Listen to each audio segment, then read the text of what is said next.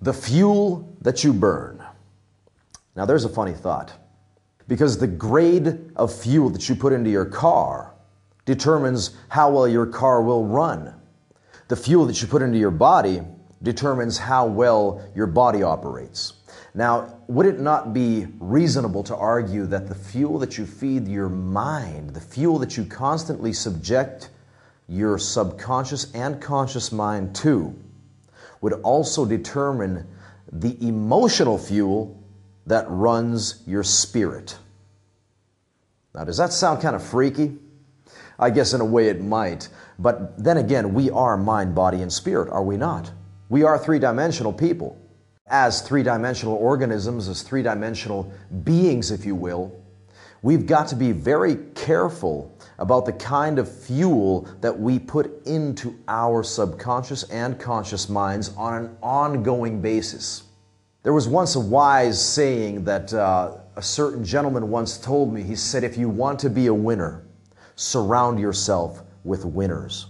You see, the kinds of people that you associate with, they mirror your world back to you. Relationships are very simply mirrors.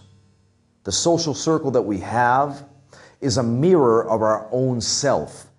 Now, the fuel that you burn subconsciously and consciously, the fuel that you feed your mind, will reflect in your worldview.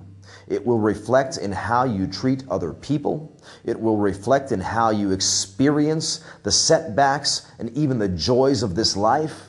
It will reflect in every single area of your life, because everything in life revolves around what happens up here. Now, you've got to get really clear on what kind of fuel you're feeding your mind. You've got to get really clear on what kinds of influences you're subjecting yourself to day in and day out.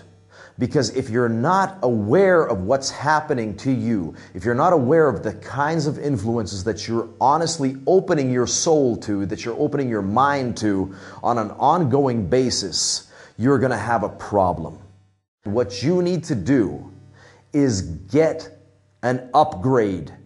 Upgrade the kind of fuel that you feed not only your body, because your body, the energy levels that you have, if you don't have the right kind of fuel that you're feeding this physical body, you will not be able to operate even at 100% mentally. Be aware of the kinds of influences that you are subjecting yourself to day in and day out. Be aware of what you're feeding your mind, of what you're feeding your spirit, of what you're feeding your subconscious and conscious mind.